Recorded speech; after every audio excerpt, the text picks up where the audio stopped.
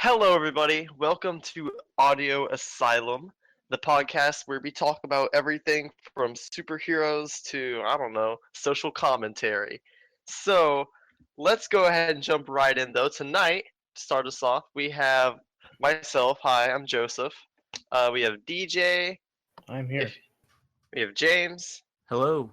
And James, I will note, has not been able to join us previously. We're very glad to have him aboard. And Happy we to also have finally be able to Ryan. record. Oh, sorry. Yeah, boy. Ooh. Ryan. Yep, here. Hey, and Kiefer. What's up, guys?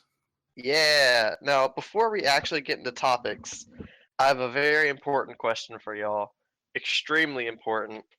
And that is, what is your spirit superhero? You know, some people have a spirit animal, but we're cooler. We have spirit superheroes. And I just really want to know y'all's tonight. So I will be nice, though. And this time I will start and say my spirit superhero is definitely Flash. Or Nightwing if I had to not choose Flash, but I am a Flash guy through and through. Barry Allen specifically. Just saying, it's there. DJ, who you got?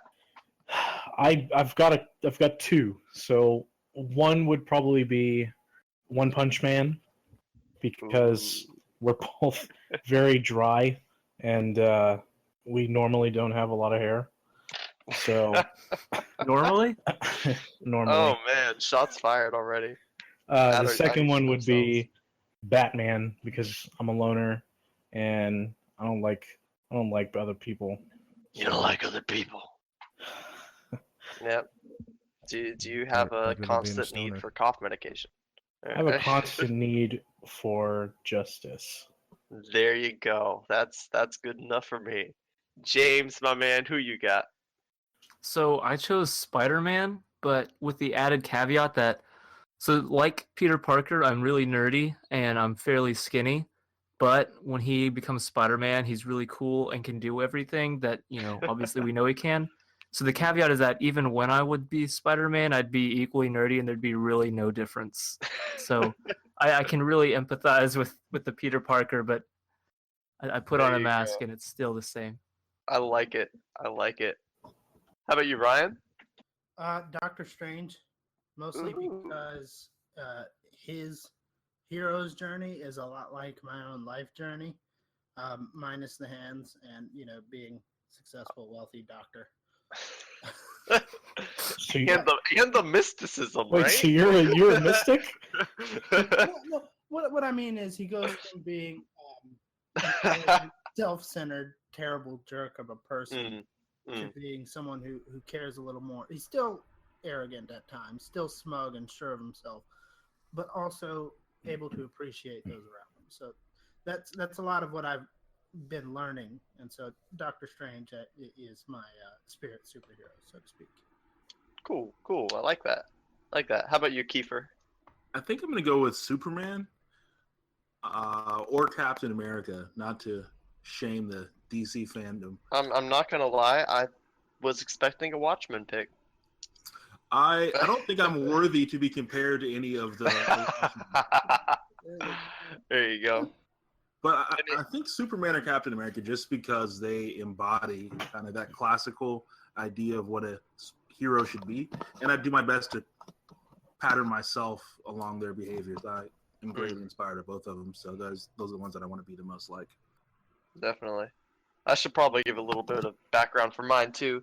The Flash, mainly because one, just from a personality standpoint, if you've seen anything with him, like you've seen bits of me, we are incredibly similar, and it's kind of creepy, honestly. But a lot of the things I see with, like, I feel like he gets kind of thrust into the role of responsibility or leadership or something. Not necessarily when he doesn't want it, but like he doesn't really ask for it. It just kind of comes to him, and he has to deal with that. And I've had that happen to me a lot, and it's not like a bad thing, but it's just like kind of a fact of life, and it's really weird. Not really something I can explain, but kind of learning to adapt to that, and also again just kind of his nature and stuff. I very much kind of understand. I'm very optimistic to the end. I try and help others, you know, because I'm such a kind soul, guys. Oh my goodness. No. Gay. And if I was to say Nightwing, though, his Dick Grayson specifically, the humor, his kind of more sarcastic but still good outlook on life. It's very much up my alley. But yeah, I'll get more into that. But yeah, so that's where we fall. Well, that was fun. Good to know a little bit more about y'all. But one hero that none of us mentioned, I think for a good reason, is Wonder Woman. I don't think any of us here identify as a girl, so I think that's why we didn't have anybody mention her. But her movie uh, isn't out yet, but the critics have seen it, and the critics have recently uh, had their ban lifted, and Woo! they've been saying things, and They they've been have pretty cool. pretty So pretty good. to me, the odd thing about it, not odd in a bad way, but like it's just odd that we're getting good reviews from critics from a DC film, and it's like not even out yet. It's just the early reviews, and people are already liking it. And I know like some of y'all in the past, I think what was it? I think DJ, you were like kind of expecting more of the same from audiences. And a couple other people were expecting Yeah. more of the same from critics, and we're not getting that. And I'm kind of curious how this affects your what you expect from the movie, what you expect if you have better or worse expectations, anything like that from any of y'all. Well, well, I did. Well, we talked about it in the group chat a little bit, but we did have a little bit of an over/under as far as the Rotten Tomatoes tomato score, and my vote was over 65% at I think I picked a solid 86% positive certified fresh score. But yeah, I mean, I'm pretty jaded at this point, so I mean, anything that's slightly positive, I'm going to be happy about. But this is good news, and the right people are being excited about this, and it gives me cause to be excited about the way this movie will be received by critics and fans alike. Definitely, definitely. I know personally, I'm both happy to see that happen and to see it get like some well-deserved praise, and I think it's very good to see a new director in with Patty Jenkins. Honestly, I don't really know of what else she's done, but Monster, that doesn't She tell me much. directed Charlize Theron to her first Oscar win Oh, in there you go. Monster. Yeah, so like she has some experience, but like kind of that fresher blood, and also seeing DC expand. My only the cynic in me, which is very small but is there, does say, "Oh, what if they just sold out? What if Wonder Woman's just like a normal superhero movie?" But I don't expect that. I really think that we're gonna get something really good here.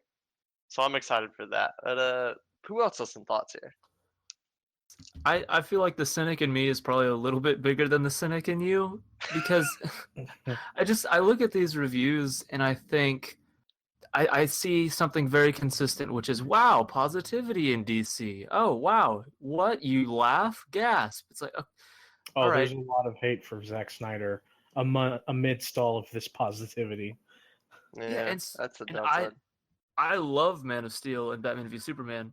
So for me, it seems like they keep saying, "Oh, this is the opposite of Zack Snyder. This is awesome." And so, if as someone who loves Zack Snyder, I just think, "Am I gonna like this? Did they do what you said they did, which is just to sell out and we're gonna get, no offense to Marvel, they have great movies, but in between their great movies, they have just like, okay, we'll have a really fun. Here's Ant-Man. This is fun. Is that going to be I what love Wonder Woman Ant-Man. is? I love Ant-Man too, but it's like I want more from DC than than yeah. what Ant-Man is. It's like Wonder Woman can't just be Ant-Man fun. Wonder Woman has to be awesome. Definitely, Yeah. definitely. It is a bit worrisome that the specific things that are being highlighted and said are very much in line of kind of the standard that Marvel has set, as far as what kind of reactions they get out of their movies, what kind of responses. So it's going to be interesting to see what happens when this movie actually comes out, because I feel like there's a good chance that it could end up actually turning out to be a lesser Marvel knockoff. But at the same time, with these trailers I've seen, the movie looks gorgeous. DC has continued to set a higher standard as far as the way their movies look. I mean, say what you will about whether their movies are good or bad, but you cannot tell me that their movies do not look good aesthetically. The only exception I can think of to that is like Guardians of the Galaxy, and it's a very different aesthetic. Right. Which, I mean, it better look good because it's all in space. So, and most of it's CGI. So, yeah, right. like 90% of that movie is in a green screen.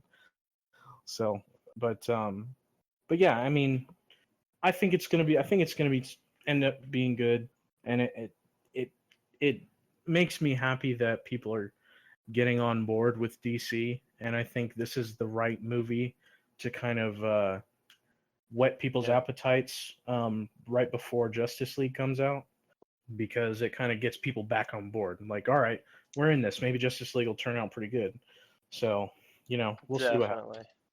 And I think something for me is that I kind of recognize that as much as I loved, the moral complications and the philosophical dilemmas that were so prevalent in Batman v Superman, and I don't think those will go away completely. I also recognize that when you get these bigger team up movies and that kind of thing, you're not going to have room to have a huge team up and all of that stuff unless you just start going like Watchmen and just gets like really dark or that kind of thing. So what I do appreciate though is that it seems to keep, like you said, the visuals, which are just gorgeous from everything we've seen in the ads. Mm-hmm. And it also seems to still be keeping true to the idea of not shying away from things. Feminism might be a more popular topic at the moment, so far as being equality and all that, but Wonder Woman is so representative of so many good things and just standing as equals. And it also, but something that interests me is that it also appears to be her like kind of fighting against what she's been placed as, which is also fighting to her destiny. It's kind of a weird paradox there, but but there's a lot of, I feel like there's still a lot of room for commentary, for imagery, all that stuff in Wonder Woman without necessarily being preachy, going grimdark, right? Not necessarily without going like grimdark, and without it going all Marvel bright and colorful, all that. I think they're starting to find the realm. Well, here's the way I see it. I see it as I don't even want to say that they're doing any course correction here or anything. What I would say is that because that's what a lot of people are saying, oh, DC figured it out or whatever, blah blah blah. But I think what it is they're allowing the directors to have their own voice in each movie. Suicide Squad was it was a popular movie. It had a lot of potential. I didn't really like it, but it is what it is. It was a unique movie. It wasn't really, well, it was unique in aesthetically, I guess. It wasn't a popular movie. Well, you're kidding yourself. It was not my favorite. I enjoyed it in theaters, but outside of theaters, I was like, But yeah, I mean, I'm not saying it was a good movie, but I'm saying it. I don't know. Okay, excluding Suicide Squad, every movie has had its own voice. Even though Man of Steel and Batman v Superman were similar in tone, those are very connected movies, and Wonder Woman is not quite as connected. It's a lot more. No. It's a lot more far removed to the characters because it's not a prequel, but it's just a whole separate story. It's a origin story. Yeah. It's in And I will say, in a different era. Go ahead. They're just saying Definitely, it's in a Chris. different era. That's all I'm That's trying to Chris, say. by the way, to our Yes, fans. this is Chris, our wonderful producer.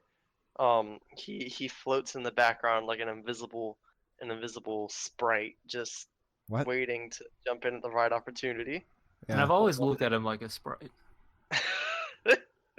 I feel like maybe I always kind of pictured this really derpy looking Link. I don't know why. Oh yeah, that's That's wait. his profile. Yeah, that's exactly. Yeah. Hey.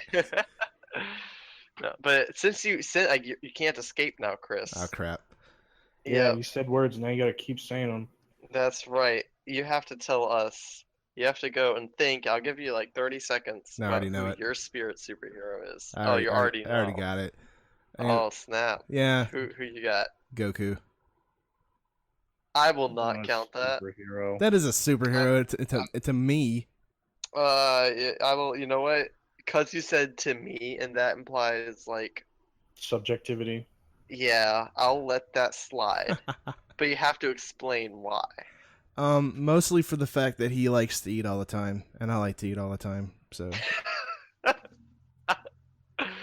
I love how like some of us like Ryan gave like these great his life stories parallels and like his personality is similar. You're just like, man, he just likes to eat. If I had a second one, if I had a second one, that. if I had a second one to choose, I would say Space Ghost from when he was on Space Ghost Coast to Coast. Do y'all even know what that is? Yeah, it's really old. Really old. Oh, Did I just show my age? Sorry, Whoops. my 20-year-old self doesn't know that. I'm just the baby here. It's actually not super old. It just looks old. Yeah, the cartoons themselves were like done back in the 60s, I think. And so it just looks old, but they just kind of put it in like they imposed it into newer graphics and stuff, but I liked it, so it was like when Adult Swim started. Yeah, exactly. In the early 2000s. Around, if anyone watched Aqua Teen Hunger Force, then you saw a lot of Space Ghost Coast to Coast. Okay. And yeah, I just derailed the entire podcast. Why? You gave no reason why. Because I don't know, because he was snarky, and I like being snarky sometimes. You like snarky people. That's why me and DJ get along so well. Oh, that's a good point. We all love DJ, I think. I think. I got the hiccups. Oh man, you got the hiccups, Keeper. Wow, but yeah, thank you, Chris, for telling us those wonderful things about your superheroes that aren't superheroes. In the meantime, though, we should probably actually, I don't know, talk about what we were going to talk about before you came in. I'm going to be really rude about it because I can. So somebody else throw some stuff at me. Now. Wow, y'all are horrible. What? The critic ban. We're still talking about that. Review embargo, guys. Review embargo. That's the correct terminology. Critic ban is so much better to say. It's not a ban. This isn't Nazi Germany. You don't know Captain America would like it to be. I've got a couple of takes, so it's my take a while. My first take is I am genuinely happy and excited that Wonder Woman is getting the appreciation she deserves, not just as a film, but also as a character. I think a lot of the positive reactions I've seen to the movie focus on the importance of the first female superhero movie. And I think that's important. I think that's valuable, and I think that is a great sign for the DCEU continuing to progress forward, not just cinematically, but culturally and socially.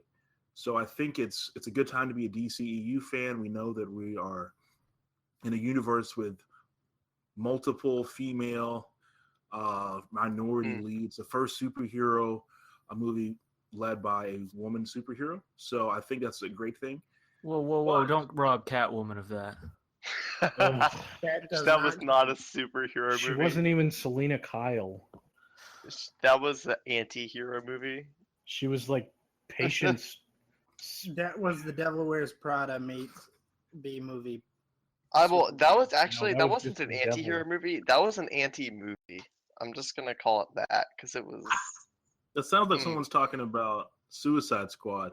Uh, I remember that one article that said Suicide Worst Squad heroes was ever. not even really a movie.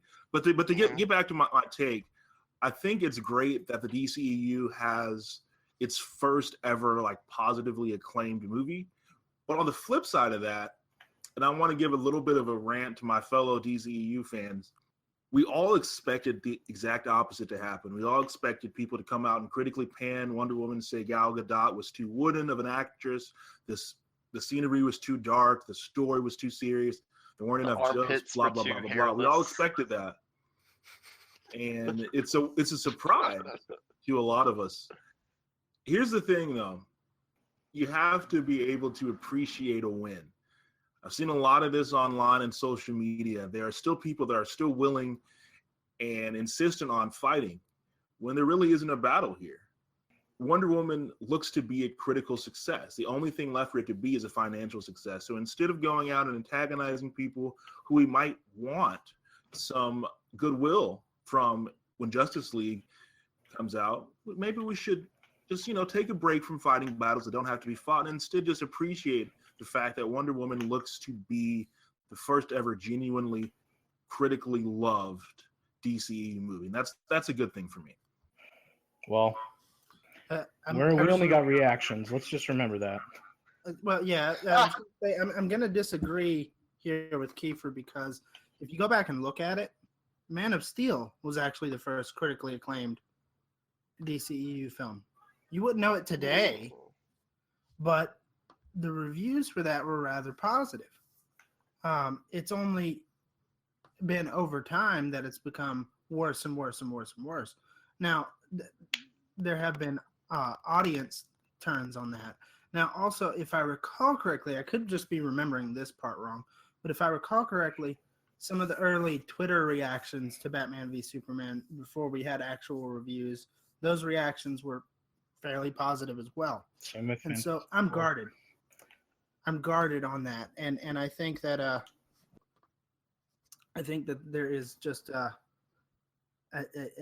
lot of emphasis put on these early reactions, which sometimes end up being rosier than the reviews that we end up getting. Now, I'll say this: if these early reactions are an indicator, then I'm thrilled. But the more jaded part of me, the more DCEU fan part of you. Yes, the more DCEU fan part of me is expecting a critical meltdown. Maybe not with actual critics, but you're expecting something for people to get mad over. Yeah. I just feel like lately the DCEU has been the whipping boy for Hollywood, and I feel like that time is possibly still coming, and I can just see it now that it'll be acclaimed for being first female-led superhero movie, and then I guarantee you it'll be no later than 3 months out. We'll get at least one smarmy article of why did the first female-led superhero movie have to be such trash. I'm just waiting for it. It's gonna come, but hopefully we'll get the positive. Hopefully. Part of me wonders, because it feels like, even though I don't think that Zack Snyder is like super dark and nihilistic the way other people do, I think there's a lot of hope in Man of Steel and BVS.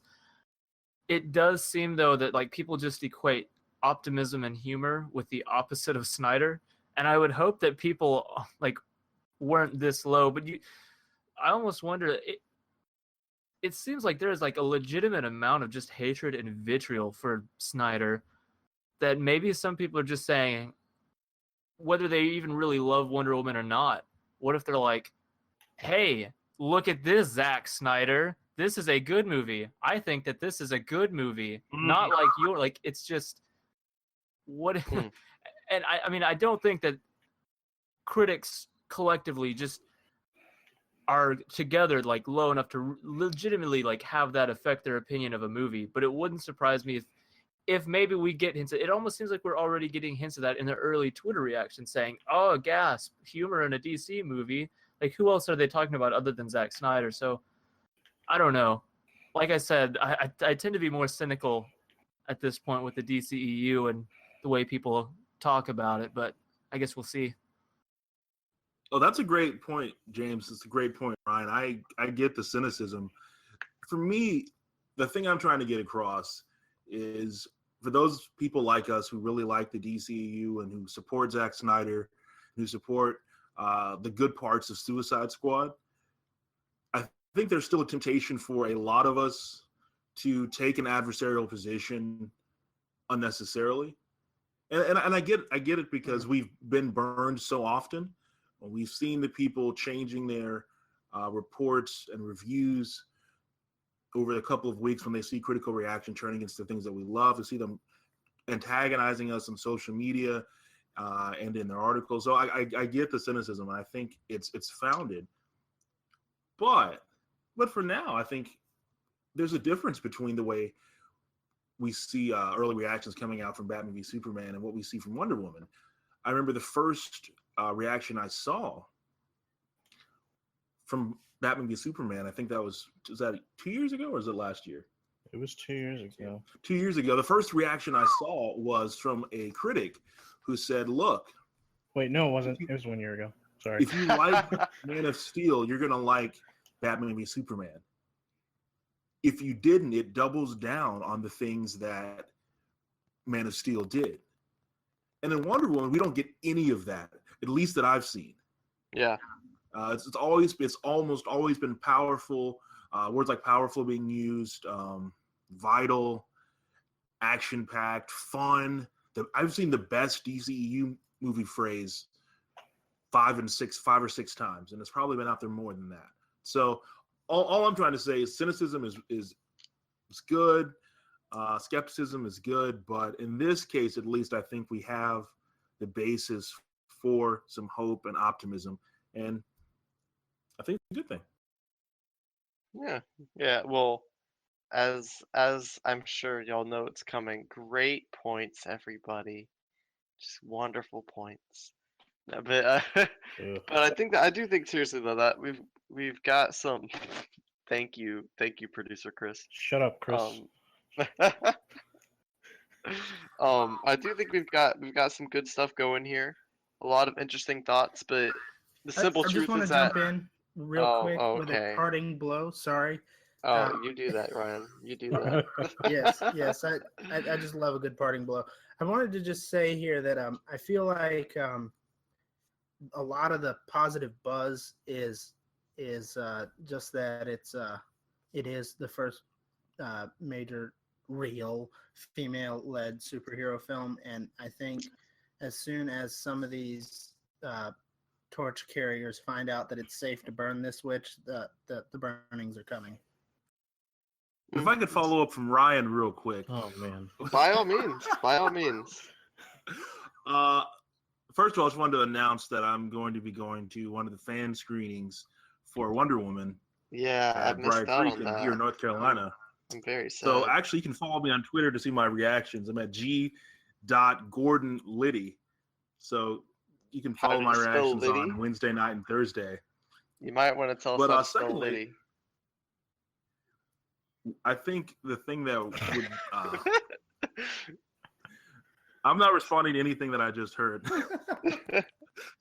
the thing I wanted to get across is when I see these like really enthusiastic posts and reactions, it feeds my conspiratorial side as a DCEU fan.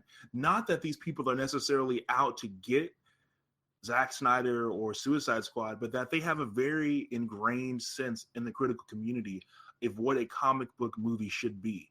This idea of humor and action and hope that's possibly oversold. They want that in comic book movies, and so they're going to reward that movie in direct proportion to the way they feel about the alleged darkness of Suicide Squad, Man of Steel, or Batman v Superman. Where hope is necessary, I might add.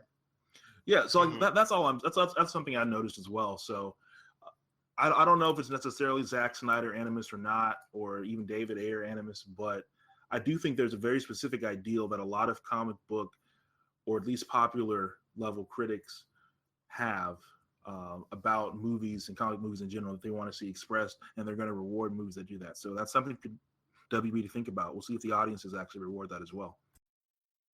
Absolutely, absolutely. Well, one more thing though, Kiefer. Actually, say your Twitter one more time because I wasn't joking. I have no idea how to spell Liddy. It's G. Gordon Liddy, Litty. Okay, I wasn't sure if that was a D in there or if you were going for lit. So It's that's all I needed to know. Lit. Two T's, Thank you, sir. Litty. Thank Not you, the sir. drink tea. That's right. That is a zesty username right there. Spicy. Love it. Zesty. Yeah. But I don't wanna hang up on that too long on the review ban, embargo, critic ban, whatever you want to call it, DJ. Censorship. Did you just call me scrub? Oh man, that was beautiful. I do want to move on though, because there's a lot of things that's been happening in the past couple weeks. So, DJ, I actually believe you've been getting some stuff together on what are some headlines we've had? What's been going on? I got news for you, peeps. Oh man. So, number one headline, probably the one that not quite broke the internet, but did everything but. Tom Hardy was officially announced to be the star of the in development Venom movie as Eddie Brock. He even tweeted a picture out of him with a Venom t-shirt on. So that's pretty cool, I guess. Even though the movie's probably going to be trash. Bizarre. Because it's Sony. I know, Sony, right? Sony doesn't know how to do anything. It's sad but true. No, and here's the thing for me. Not you, Ryan. I'm sorry. No, no, but I have this weird like double take on it where half of me says, "Oh, that's really cool," and it gives a shot for Sony to redeem themselves for the mediocreness they've done. But on the other half, or just pile it on.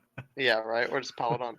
On the other half, like I see them taking this. I see them going like, "Oh man, we're making this R-rated.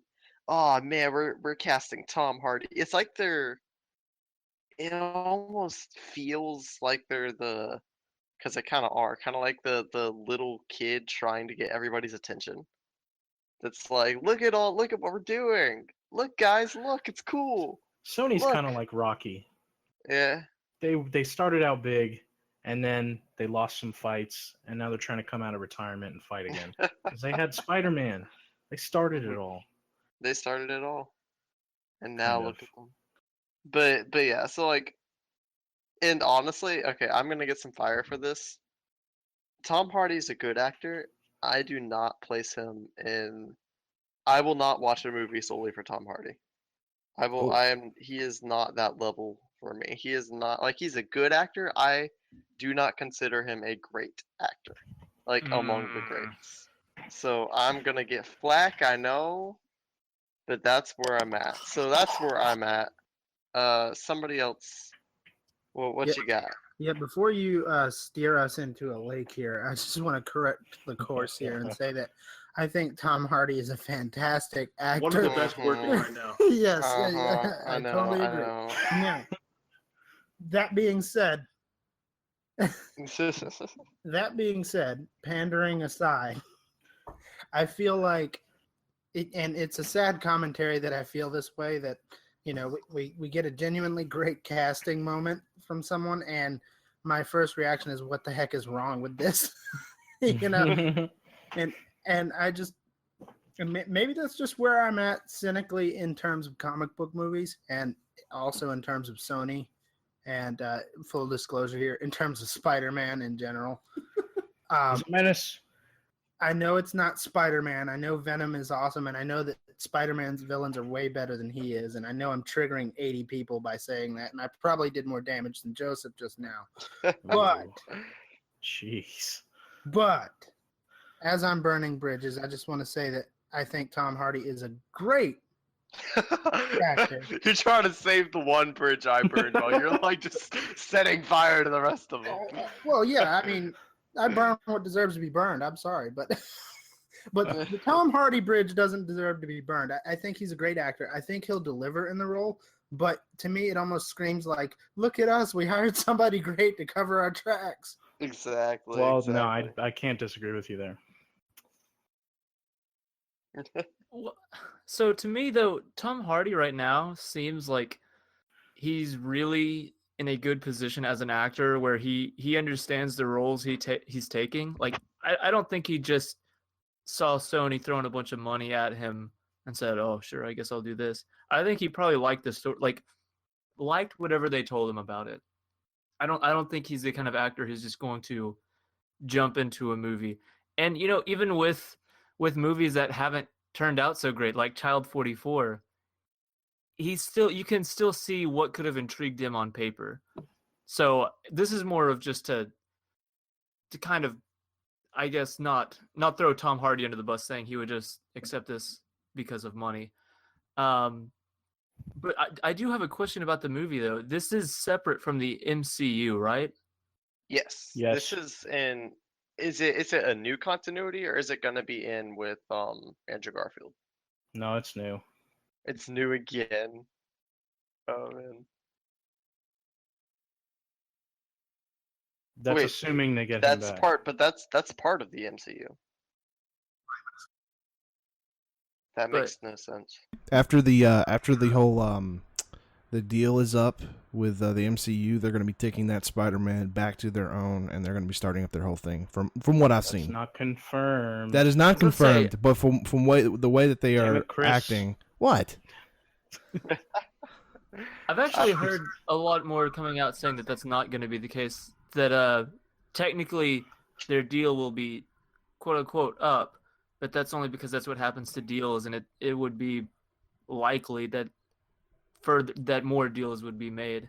I think that I'm assuming Homecoming is going to be a commercial and critical success, and if it is, that's just to me right now. I think that people love the MCU right now. I didn't even think Guardians 2 was really that great, but it still got good reviews, and people seem to love it. So I think they're just ready to love the MCU. And I don't think Sony's going to see that success and be like, well, the deal's up, time to go home. I think that they're going to want to continue this. And if they continue this, and from what I understood, Venom was completely separate. Like, Spider-Man may not even be in it and may not even show up. Like, this Venom and Tom Holland, from what I understood, would probably not ever meet. And if that is the case, then this movie is dead in the water. Like, I'm sure they're leaving options open for that. And see, I wouldn't be surprised if the options are being left open, but like I said, I don't see Sony departing from the MCU. I think that they may even think that right now, but I don't see it happening. And I think that this Venom thing is going to get off the ground with the assumption that maybe he comes back, and he doesn't, and Venom is going to be that really weird movie that should have never happened. I actually think that Venom might end up being a really fantastic film that they might end up later kind of shoehorning into the Sony MCU partnership. Because from as I understand it, again, I'm not any sort of Venom expert, but the whole idea of a symbiote taking over a host's body and changing their personality, giving them superpowers, that's actually a really cool idea and has been around in science fiction in different forms for a while, like almost like a Dr. Jackle, Mr. Hyde kind of situation. If you really want to portray someone, that one more time for me. A Doctor Who. Dr. Jekyll, Mr. Hyde. Okay, just making sure there. I heard Jackal. I heard an animal there for a second. I was very confused. Like the Bruce Willis assassin movie. Yeah. Dr. Jackal over here, the newest Bond villain. Great Who is that? Oh, no, I wasn't building up to a point. I was just talking. Nice to meet you, Peter Parker.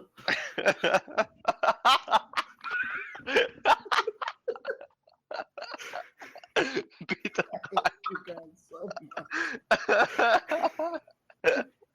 Oh, we are a beautiful crew. We are a beautiful crew. Man, but yeah, and I think the only way that wait, hold on. I wanted to finish your point. You finished your point, Keeper. I'm sorry, I hijacked you ever. No, it's fine. I wasn't saying anything. Go ahead. But you want to finish your point, please. I insist. No. I think we can leave it at Dr. Jackal. Okay. Well, all it's gonna say is just the only way I see this Venom movie being a success is if they get Carnage and if they do him so well. Oh yeah. Because, whoa. Sorry. The tone of the way I said that was not indicative of the way I feel. That was DJ too. That was.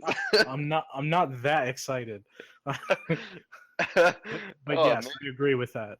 But yeah, like I just don't see anybody else being enough of a draw for Venom. Like Venom is a cool enough character, whatever. But Venom versus Carnage is a smackdown people have been waiting to see for way too long. It's a lot of CGI though. It is, but it is also a movie that this is the upside of them saying it's going to be R. Carnage has to be R. And Carnage is huge. But I think they're not going to shy away from having an R-rated movie with Deadpool and Logan doing so well. Oh yeah, they're embracing that full on, I'm sure. Well, we will see. We will see. Anybody else have some thoughts on that? Nope. What else you got for us, DJ? More news. Got more news for you, kids. Let's see. Zac Efron, and this is just kind of a little tidbit. This isn't really comic book related, but Zac Efron is attached to portray the serial killer Ted Bundy in a new kind of mockumentary type film about his life, which is very much a departure from his normal roles as the kind of goofy frat boy. Or is it though? I mean, it is, but at the same time, I think the smartness of that choice is that Ted Bundy was known for being extremely attractive, extremely. He was a charming, attractive young fellow, charming, attractive guy. So and very unassuming man. Yeah. So it has me interested. But yeah, so that's, I don't know if anybody had any reactions to that or if anybody even cares, but so that's one thing. Next is David Ayer is attached or in talks to direct the Scarface remake. Who will, if he does end up taking the position, he would be taking place of Antoine Fuqua. The movie would be starring Diego Luna as the titular character, and the script would be written by Joel and Ethan Coen, believe it or not. Interesting. That's so weird to me because I don't feel like we really want or need that. And I know a lot of people criticize Diego Luna's performance in Rogue One. I thought it was good. I defend him. People call him wooden in that. But What? Is he the main guy? Yes. Yeah. Okay, he's the rogue. Thank you. I'll show you wooden. But he You're just being all sorts of interesting today, DJ. My goodness. Out of Sorry, bounds. guys. Out of bounds. Out of bounds, yeah, right? So, How excited were you for Carnage? Carnage played by Diego Luna.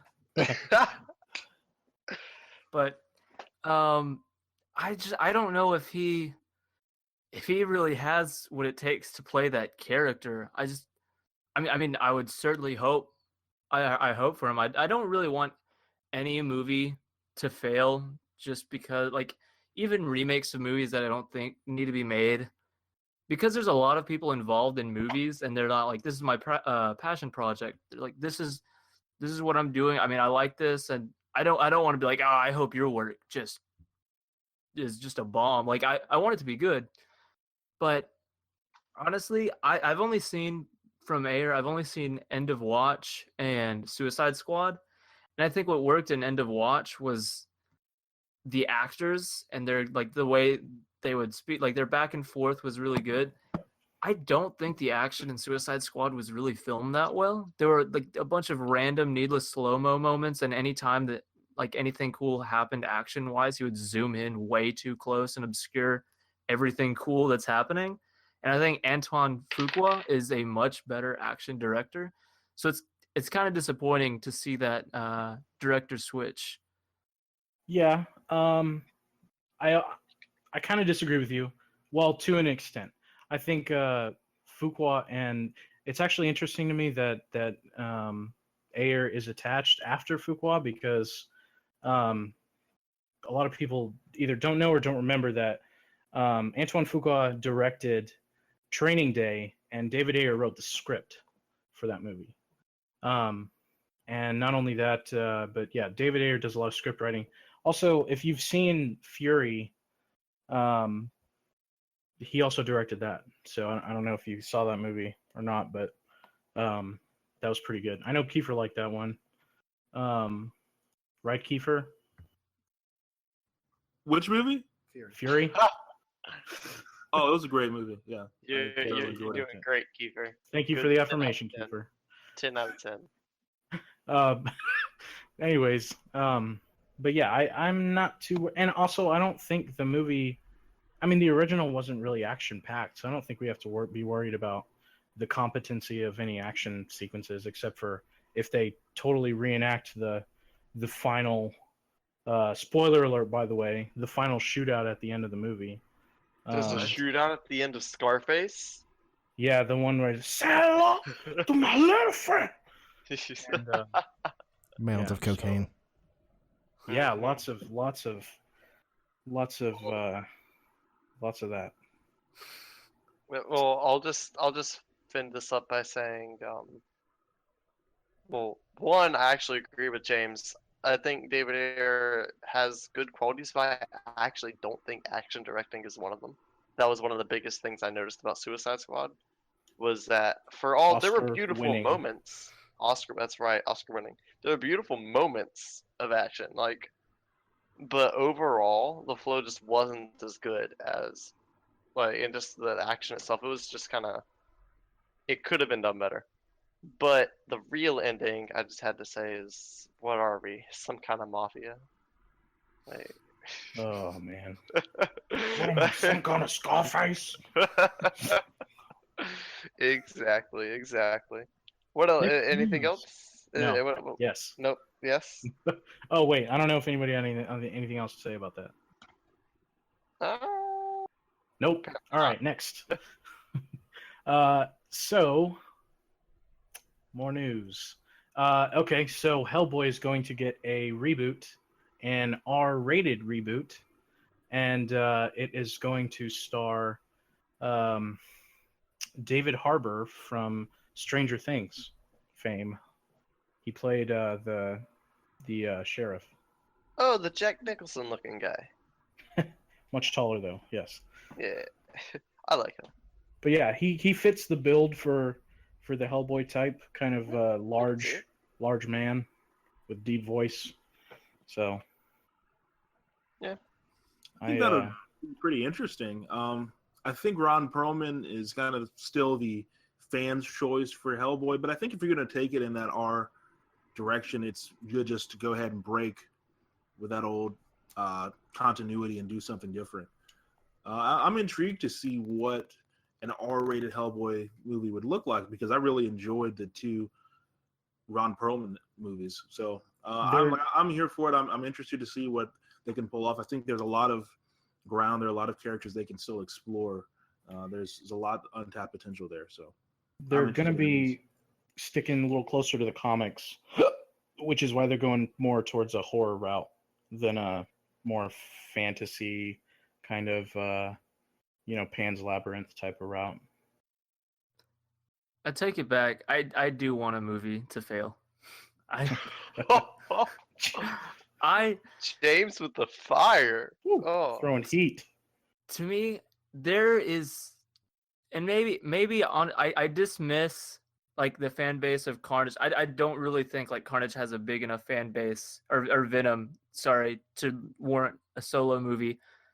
And so if I'm not a part of like that small fan base, then I'll just dismiss it real quick. But I am a part of the small fan base that was like, I was ready to start signing petitions and stuff to get the third one made, because I really love the first two.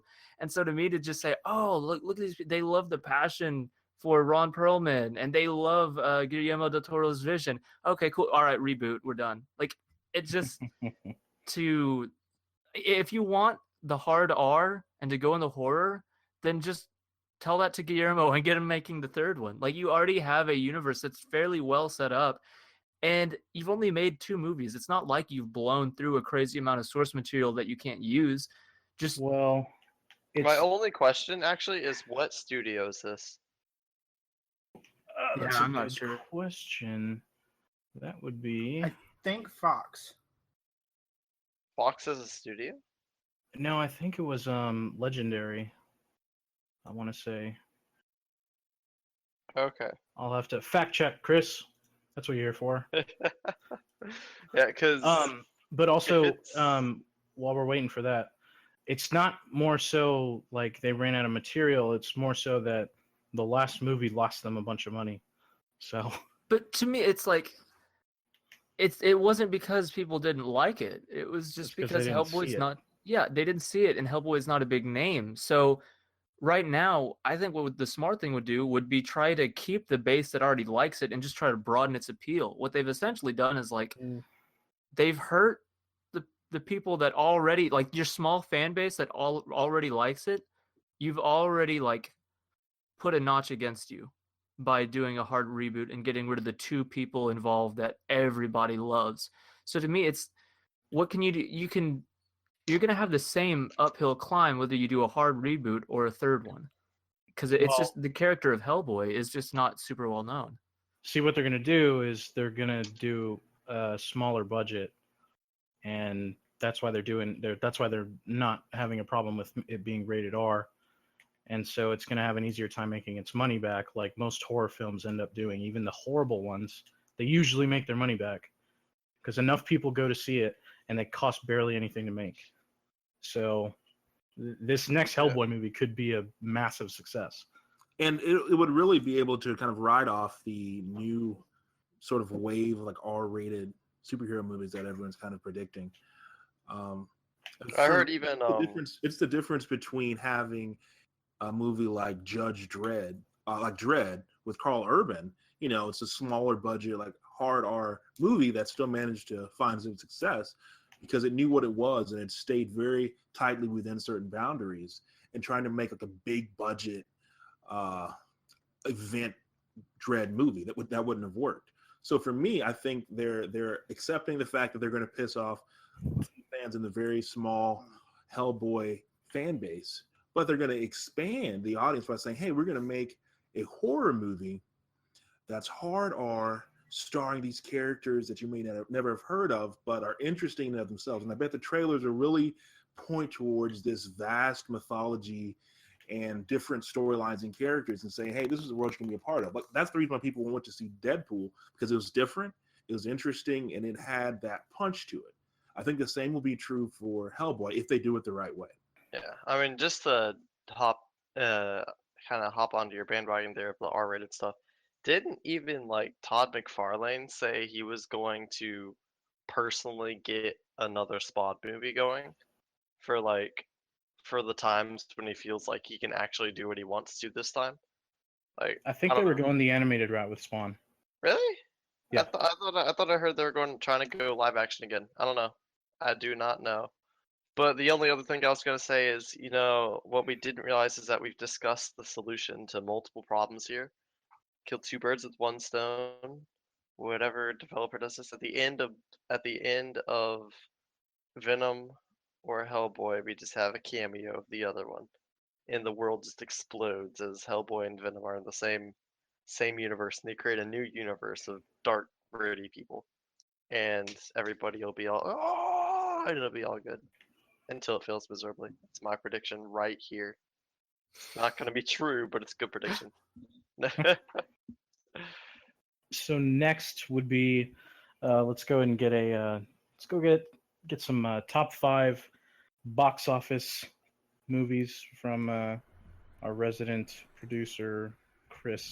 Yeah. At the top, at the box office. Which real quick, by the way, I tried doing some look on as far as the Hellboy stuff.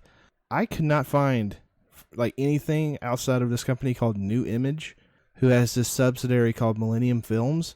Apparently, they own the rights to do a movie for Hellboy, and There beyond. they're gonna work with Sony. They made The Expendables and Olympus Has Fallen. Right, but so they would make the movie, but then they'd have to find some distributor, someone that would actually release the film. So yeah, there you go. As far as box office totals, though, the top 5, number 1 was Alien Covenant by a slim. It was number 1 by a slim margin over Guardians of the Galaxy Volume 2. Alien Covenant had 36 million. Guardians of the Galaxy 2 had 35 million.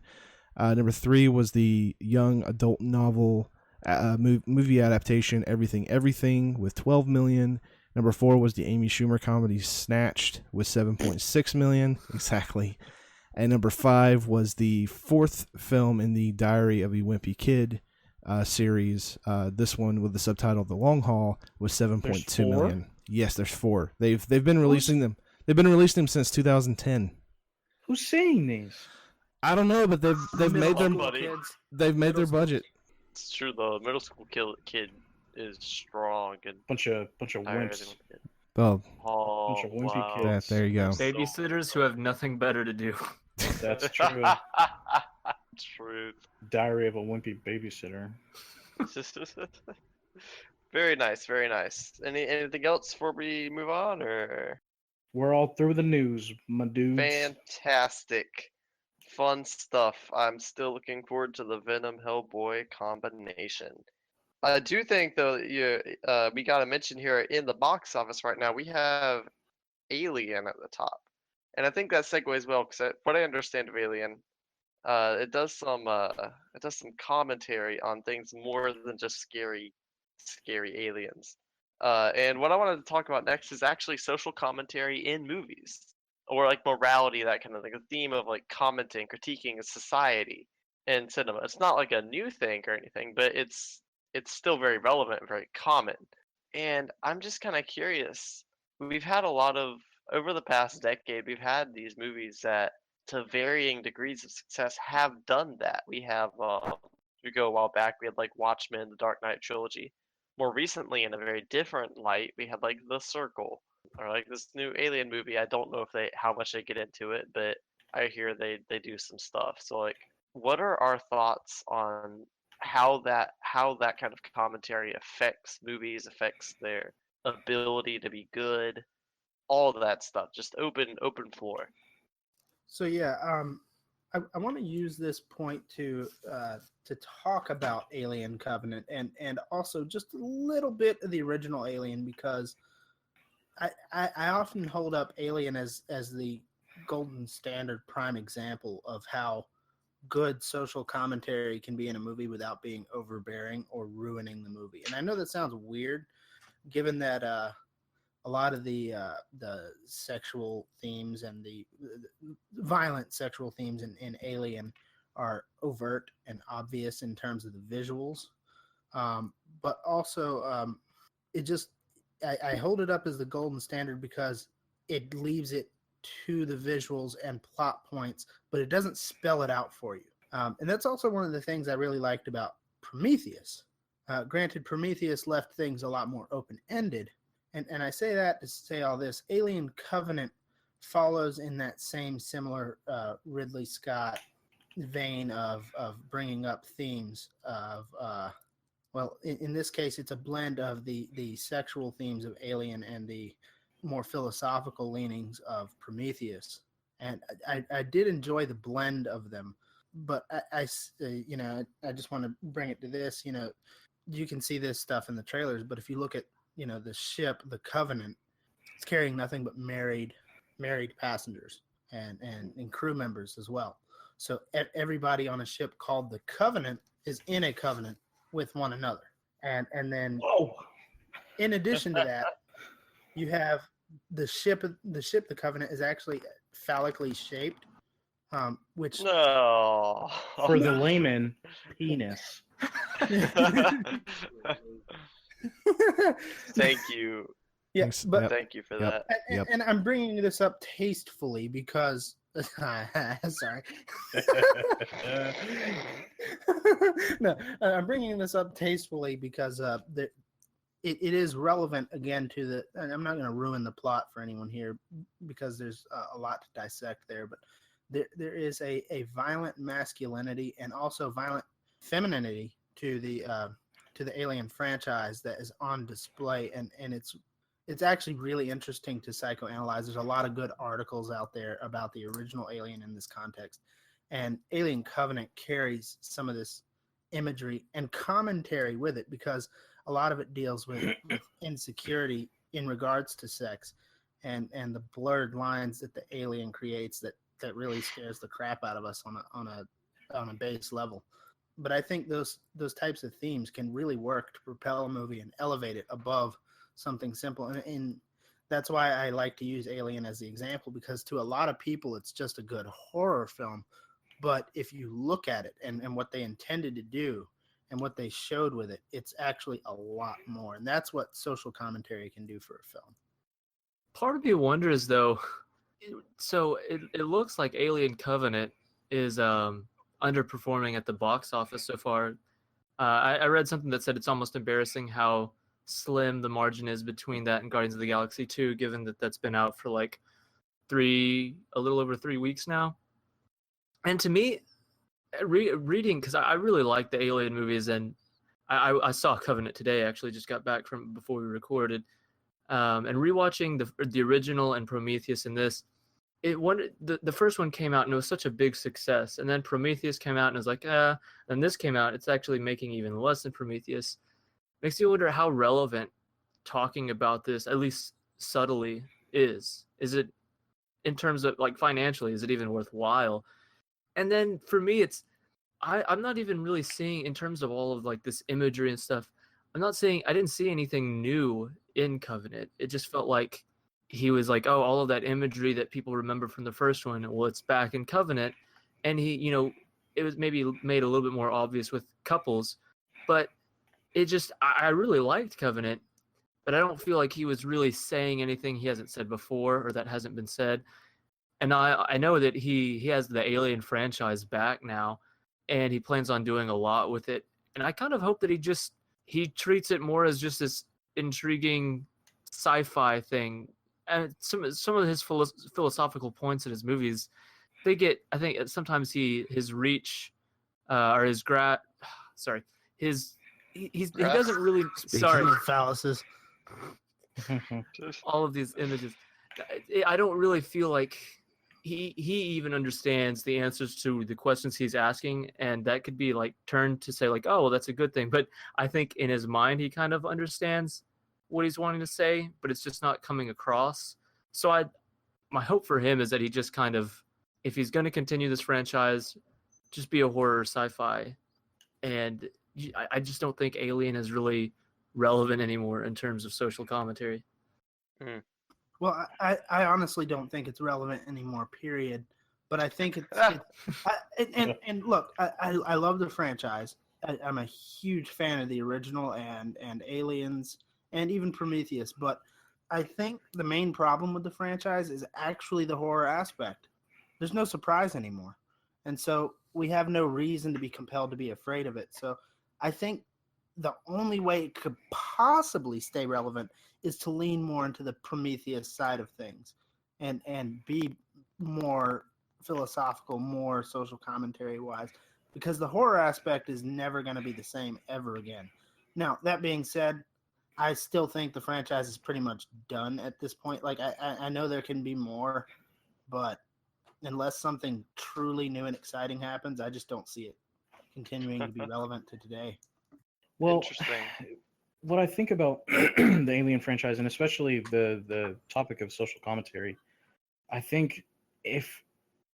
like Ridley Scott is done with kind of that style of filmmaking, because he hasn't really made anything of legitimate substance since, maybe since Gladiator. Okay, Prometheus was a good movie though. No, I know. That's why I said legitimate. Like, Yeah. I'm saying, but as far as asking questions and not really knowing how to answer them, I'm kind of okay with that, because then it lets the viewer kind of decide. It's like a pick your own adventure kind of type thing. But and that's a really corny way to explain it, but at the same time, it's kind of cool, because then it's like, I get to decide what this means. I get to interpret it. And I think people forget that in a sense, movies are art, and art is meant to be interpreted subjectively, as far as what's beyond face value. And I think that I really think that Ridley should just kind of give up the reins, because I know I might have mentioned this before, but Neil Blomkamp, who is the director of District 9, one of my favorite movies of all time, also Elysium and Chappie, he was like already like signed up to direct an Alien 3 soft reboot that would have continued the story from Alien 2. And they just totally, and then Ridley Scott was like, "No, I want to make more movies." So they gave it back to him, and now Blomkamp's not doing that anymore. So, I really think they could have gone that way, because he is notorious for injecting social commentary into his movies. His District 9 was a lot about xenophobia and being afraid of people who are different than you. And then Elysium was a lot about immigration and kind of the morality of that and how it plays into it, and kind of the haves and the have-nots. And Chappie, say what you will about how it turned out and if it was really any good or not, but I think thematically it was a lot about kind of the argument of whether people are inherently good, or if your environment is what creates your morality.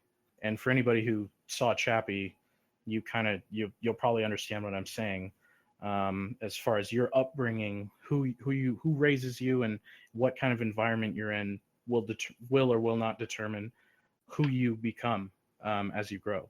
So, I think Neil Blomkamp is the best equipped, and probably one of the best at seamlessly injecting. And he's a little heavy-handed at times, but at the same time, I still like his movies, honestly. But yeah, I really would. I hope he still makes that movie, but I doubt it'll ever happen as long as Ridley Scott's alive. Oh, let me jump in real quick on just defending Ridley Scott. I think that you said that he hadn't done anything of substance in a while. He did do Exodus, Gods and Kings. Yeah, which might not have been a smash hit, but it had a lot to say, and kind of telling a grounded Hebrew enslavement freedom myth. I think that was actually fairly interesting, even though it kind of offended people on my theological spectrum. I think American Gangster was also a substantive movie, not just for the performances. Good, not great. But I think there's a lot of real substance in there, talking about racism, the drug war, themes of power and family and ambition were prominent and interesting. So Somebody say family. So I just wanted to put just to speak up in favor of Ridley Scott. And again, I have nothing against Neil, but I think his heavy-handedness in pretty much all of his movies actually turns people off to the message that you could actually sneak in through the back door. Let me give you an example from, again, one of my favorite directors. A lot of people, when discussing Batman v Superman, talked about how the violence and rage and hatred that Batman felt for Superman, or Lex Luthor felt for Superman, and the violence between Batman and Superman felt sadistic and horrifying. It was, and there was a reason for it. The reason was that Zack Snyder actually wanted to talk about violence and male aggression and this whole idea of toxic masculinity through the lenses of a superhero movie. So, like, for me, as Ryan and others were saying, when you do social commentary the right way, or the most effective way, you're actually sliding it in through an attractive packaging. The thing I find a little disconcerting about Neil Blomkamp is that he's expositing when he should be showing, and that exposition turns people off to messages that are actually fairly powerful, or at least should be. Yeah, to me, I think that he did that incredibly well with District 9. I think that's easily top 5 sci-fi movies of all time for me, possibly my favorite sci-fi movie. But to me, Elysium was Avatar levels of bashing you over the head with a message. Like, there are even certain lines in Elysium where I'm like, you just said that. As a movie, you just said that. And so first of all, let's just get him over to Halo and get one of those movies made. But with Ridley Scott, I'd be okay with him continuing the franchise if he stuck more towards like just his world building with his philosophical musings. Even though I kind of bashed it, it is intriguing enough, and it's not really being done. Life, the movie with Ryan Reynolds. Ryan Reynolds and one Jake of the Gyllenhaal. Ryans. Should have been good. Jake Should have Gyllenhaal. been good. To me, that's what you get when you have this kind of idea outside of the hands of Ridley Scott. So I almost sound the exact opposite of what I did a little bit ago. I still want him to make these movies, and I still find them. You're a conflicted man, James. I still find them entertaining. I guess the point I was trying to make before was that I think we're kind of any sort of social commentary he's making in them, I don't think is really working that well. But I still think watching him do this world building, it's not just sci-fi horror for the sake of sci-fi horror. He still wants to say something, and it's still entertaining. So yeah, I really like Neil Blomkamp, but I feel like if he did get Alien, it would just be super obvious.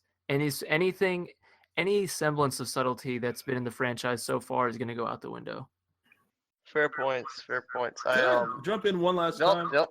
Yes, you can, Keeper. Yes, you may. I feel like, there's also kind of a danger with having fans direct properties that they enjoy, or that they're really, really into, because like Zack Snyder, they can appreciate.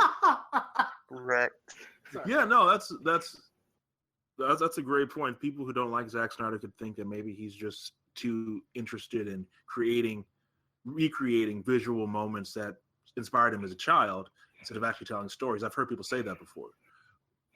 But one of the problems with having fans direct properties that they are really attached to is I think they become stale, is a great word. Thank you, Ryan. And I think it can become referential in a way that crowds out other people, or is so focused on recreating the emotions or feelings that first inspired them that they don't do justice to the characters, and they don't innovate at all. And it's one of like the underground criticisms that I've heard about I'm just going to go ahead and say it, the Star Wars reboots. That fans, I knew that was coming. No, that's true though. The fans appreciate and love the original trilogy, and they want to recreate those emotions, and sometimes that gets in the way of actually pushing the narrative and the themes forward. So maybe that's not true. Again, I'm not a Star Wars guy. As a Star Wars fan, I say that's a fair point. So yep. I think there's kind of a danger there, and I'd say it's a terrible point. Right. But I think we've done a good job exploring the Neo Blunkoff versus Ridley Scott battle. That was I actually like that came up. I had no idea that was going to happen, and it was really interesting. But I want What I'm to here bring in for. a different thought of it. You had mentioned earlier, DJ, the idea of not knowing the answer to the kind of the morality, and that Yes. was actually, I know it didn't do fantastic, didn't do bad, but that was actually something that really fascinated me. I won't get into the details of how, but it fascinated me about the circle. I saw it recently, and it was actually, I think it deserves more credit than it's gotten. Give It us a was, synopsis for the listeners. yeah, so the circle is about this chick that gets a job at basically Google meets Apple meets Amazon, like the ultimate meets Facebook specifically. It's like the ultimate social media company. But this is early on in the film, so no spoilers. Meet They have Big Brother. Yeah, they have cameras that they've created that you can see everywhere. Kind of, it's kind of Big Brothery, but it's from a corporate perspective. And it was an interesting movie about kind of the effects of being watched 24/7, how it affects you, how it affects others, how, if we want that to be a thing that happens. But then also ultimately says it's kind of an idea of whether or not we want it, we are watched. And it just had some interesting points to it.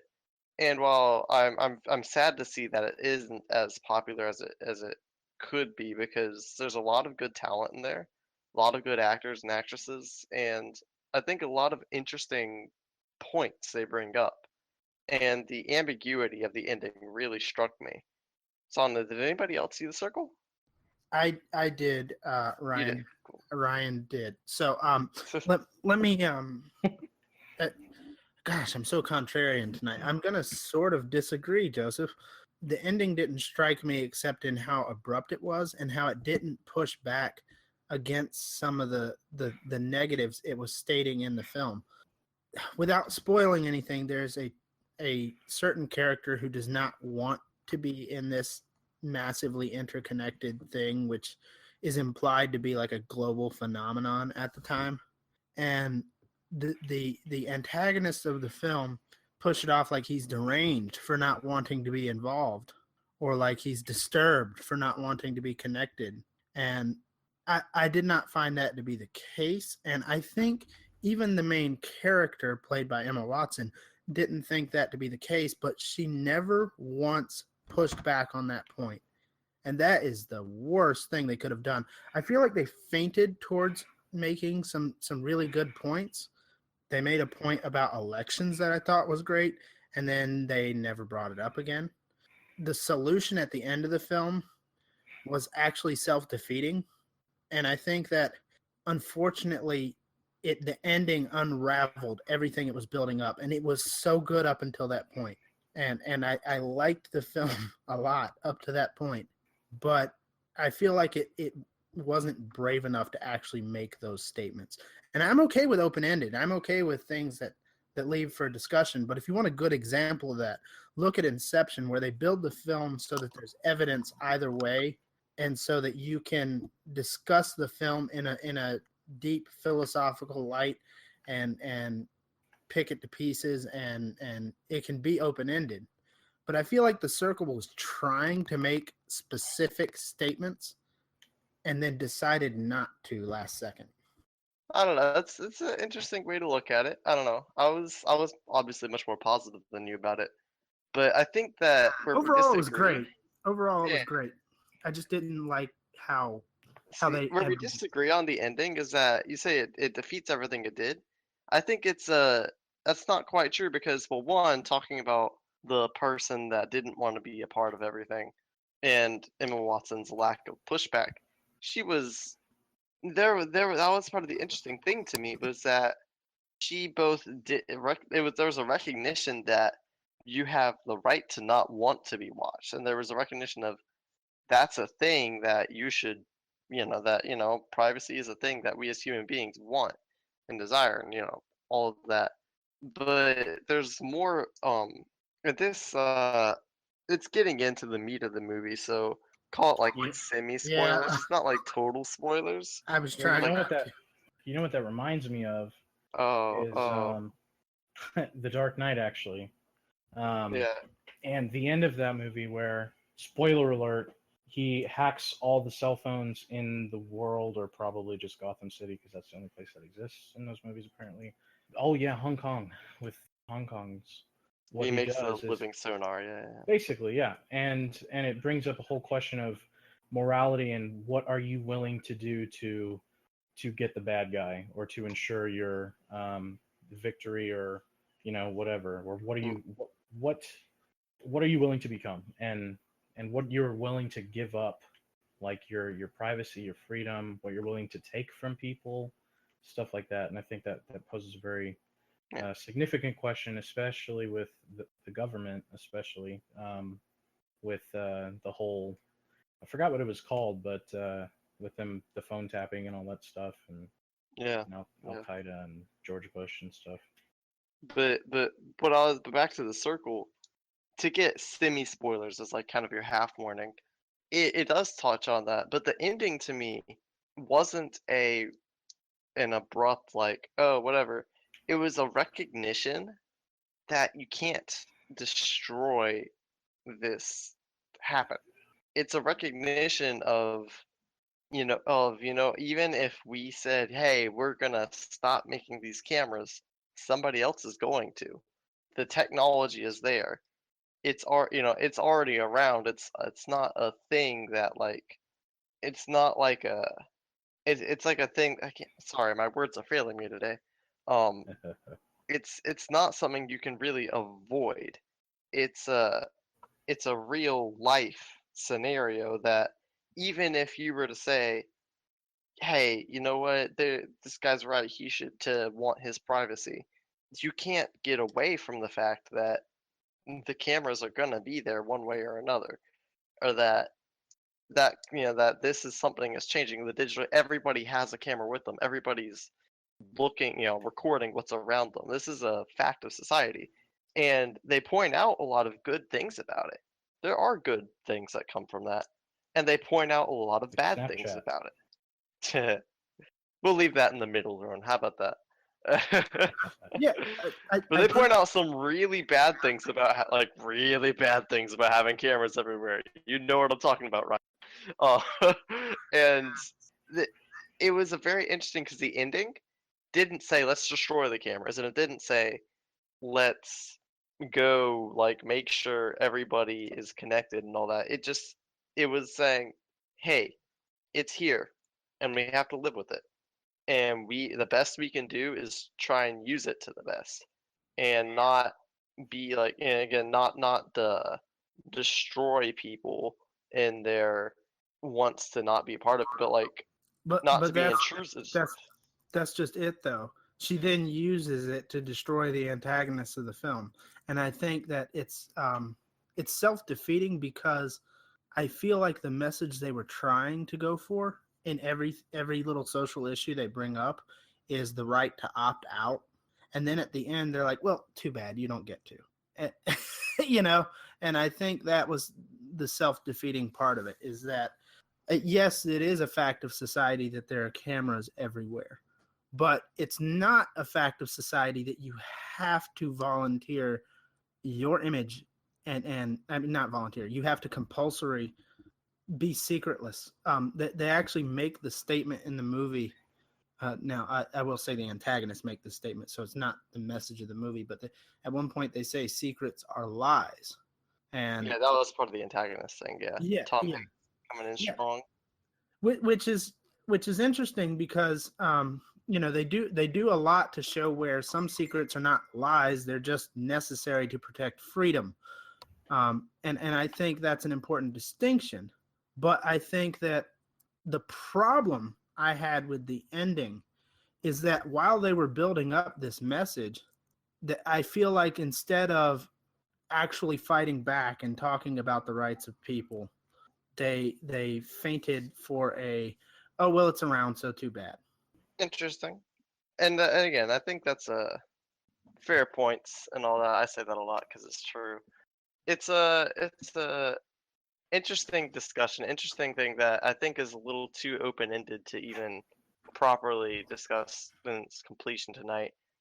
I think we've done a lot of good job covering like different ideas of social commentary, different movies and all. So I want to keep on moving ahead. Start getting to the wrap up time, which is our one of my favorite segments of it all. What have we been up to? I want to talk about where we are as people, what we've been seeing lately. Think that there's a movie that we didn't talk about in the podcast that y'all are interested in, or that y'all saw recently, or if there's like a game, anything like that. So what I'm gonna do. I'm just gonna go in order here on the chat that we have that we can see that y'all can't. Haha. And let's start off with DJ. What's some stuff you've seen recently? What have you been up to? Let's see. Okay, I saw a long ago written script by David Ayer, a movie that he wrote called Dark Blue, starring Ego the Living Planet himself, Kurt Russell. It's a cop drama. Spoilers. Well, that was in the trailers. Spoilers. Yeah. Only thing spoiled is never mind. So basically, it plays on the whole L.A. corrupt cops, and it's set in I believe it's the early '90s. It was made in 2002, so it's not super old, even though it's technically 15 years ago. Anyways, it's a pretty good movie. It's not super well known, but it's a solid performance from Kurt Russell in a role that you're not typically used to seeing him in. He's not really a hero. He's just kind of a world weary he's a dirty cop basically. So it's a little bit like Training Day, and you can see definitely it was released about a year and a half, maybe 2 years before Training Day was. So you can definitely see the similarities in the two scripts. But that's kind of the main thing. Lately, I've been playing a lot of Overwatch. I finally hit gold in my competitive ranking. I'm so proud of myself. Proud of you. And so that's kind of nice. Other than that, just kind of keeping it real, man. Just keeping it ready for that new Rick and Morty. Yeah. So, hit 'em. But yeah, that's it for me. Very nice. What about you, James? What's your life been? What you been watching? What you been doing? Well, I finally finished this semester, and that's why I'm able to join. It's having classes off my back is a good thing. I've Amen. mainly just been completely enveloped in the Halo universe, which is why I always bring it up. And I know this is a bold claim, and honestly, I shouldn't even really say it, given that I haven't given other universes enough of a chance. But I would say that the Halo universe, given its extended universe, is possibly the best, or at least one of the best sci-fi universes ever made. It's incredibly cohesive. Like the first game and book came out in 2001. We're 16 years later with very minor like contradictions. It all flows from time period to time period, and I don't think it ever really bites off more than it can chew.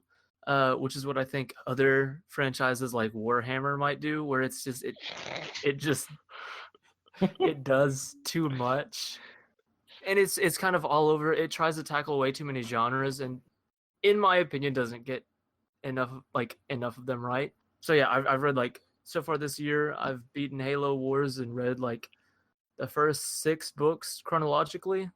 It's a lot of books. It's a lot of books, but I have a lot of breaks at work. I've never read that many books in my life.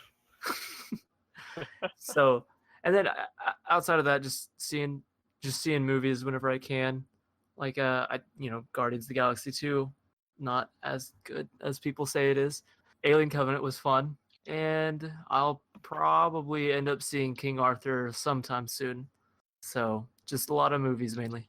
Well, for reference on that Warhammer comment, Chris is being our invisible Nagger, and it's just like, oh, Warhammer fans gonna hate you, and so James is just like, oh, really?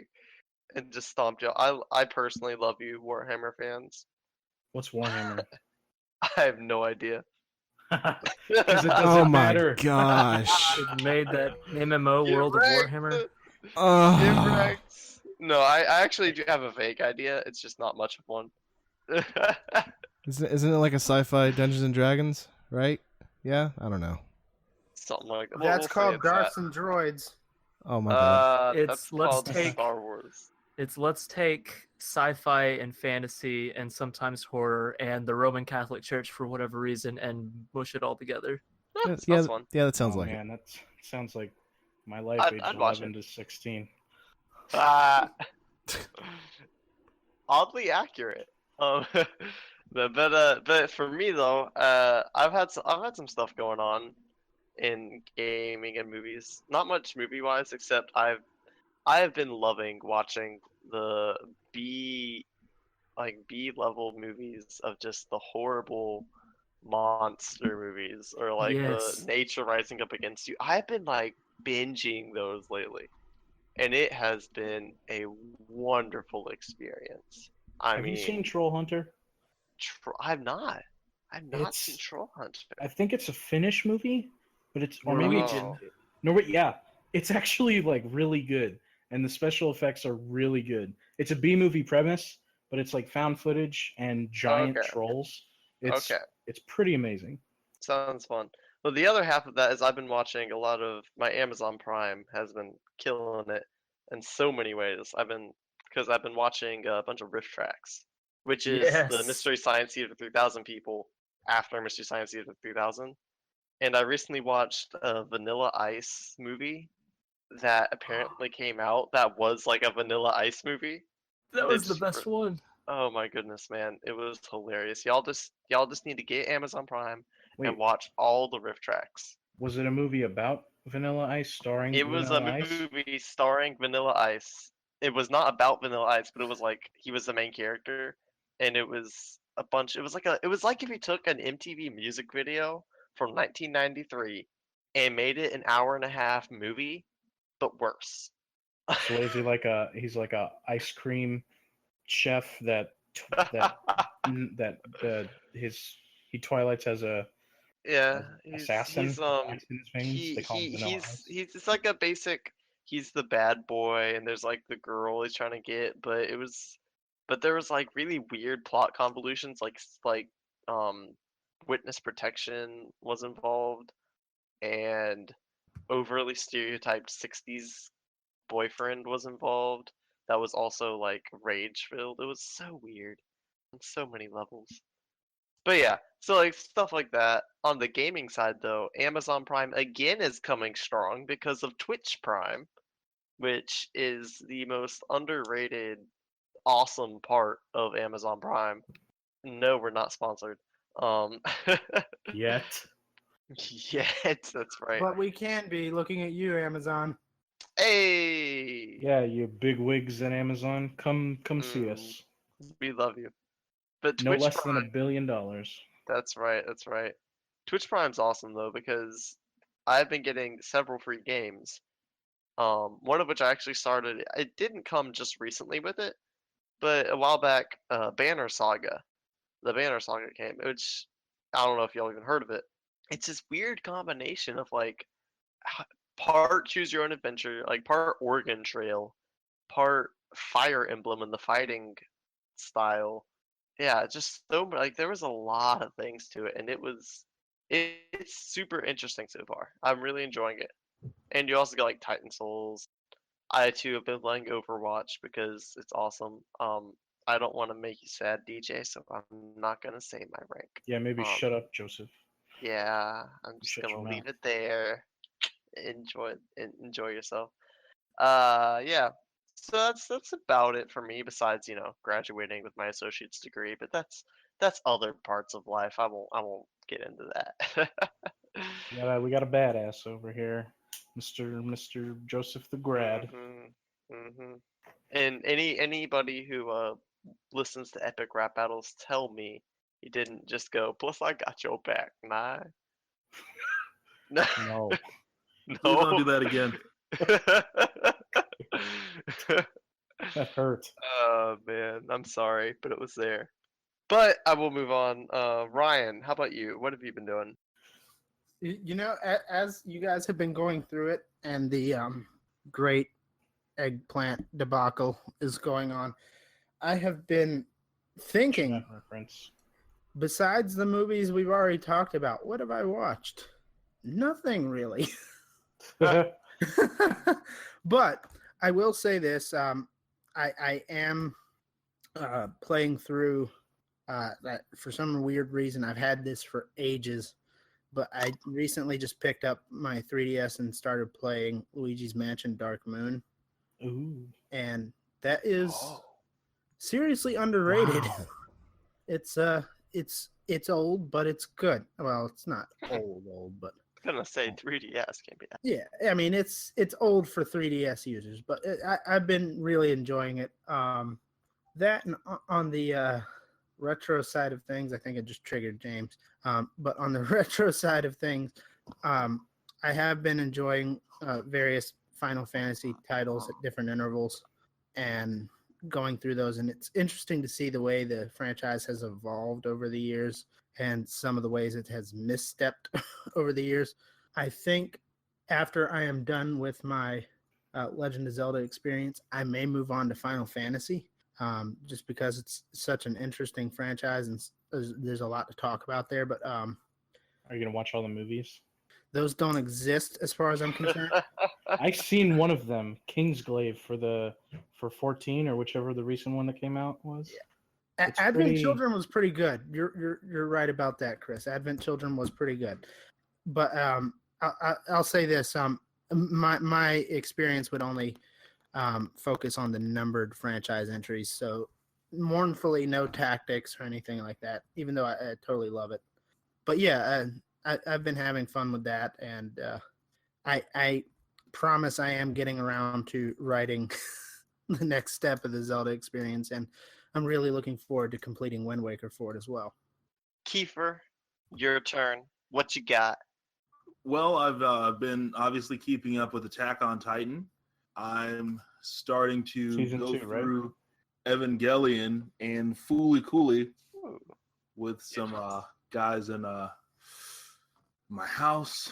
So we'll see how that goes. Fooly Cooley's great. It's a wild ride. I'll say that. But the things that I actually want to watch, I've been watching American Gods. Third episode comes out tonight.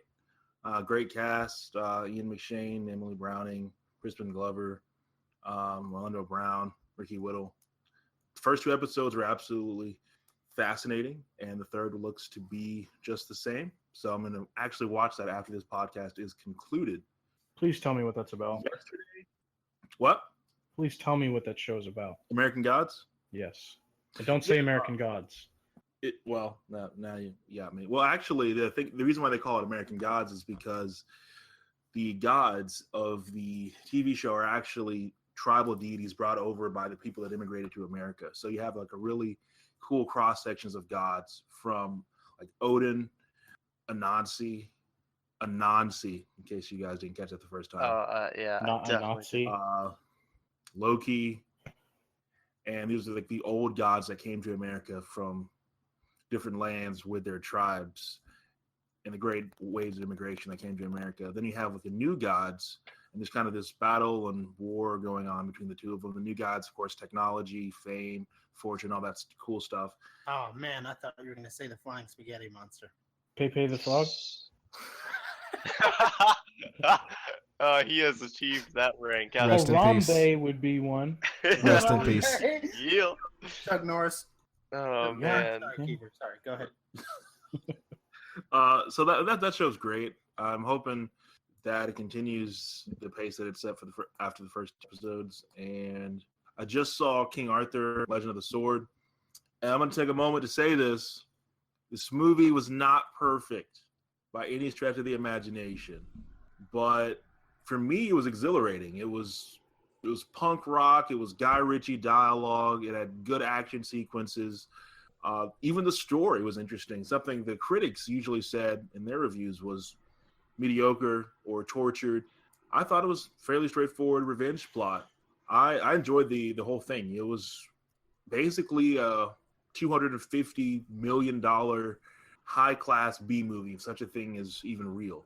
So I'm encouraging you, if you're listening to this podcast, to at least go spend the $8 to $10 or even the $5 on a Tuesday if you're at a participating location and see the movie. I think it's pretty good, and I think it's a cool take on the King Arthur legend. I think there's some good cinematography in it, and I think if you like fantasy action epics, you'll appreciate King Arthur. So go see it. Cool. There was something that reminded me really quick. Something I did do. I am way too cheap, and I don't have a console to buy Injustice 2. And PC playing a fighting game is horrible. Trust me, I've tried.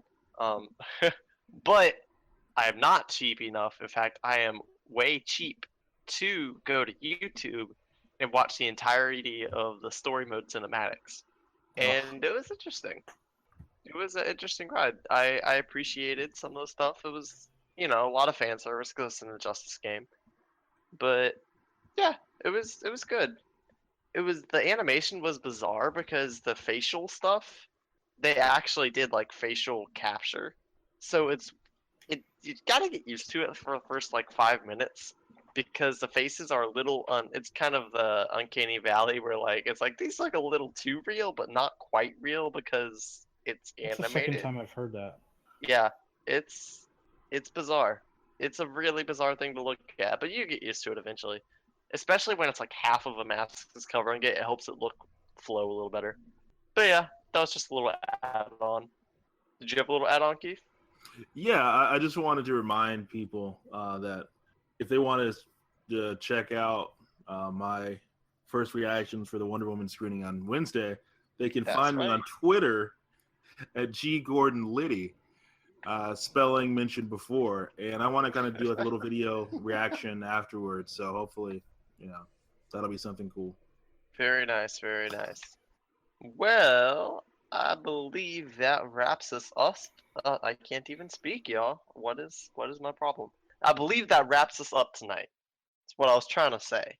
So lots of fun all around. We are in our little private chat. We are having eggplants thrown everywhere for some reason, and I had a thoroughly enjoyable time, guys. If y'all want to catch more of us, you can do so at a lot of places.